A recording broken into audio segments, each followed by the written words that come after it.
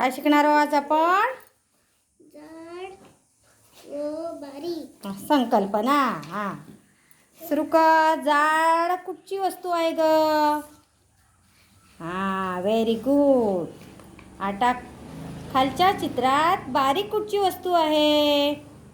हां, तिला गोल कर बघू बारीक वस्तूला.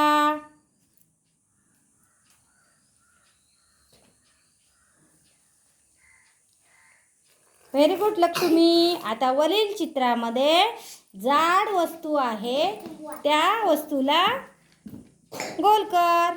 जाड वरच्या वरच्या चित्रावरील चित्रामध्ये.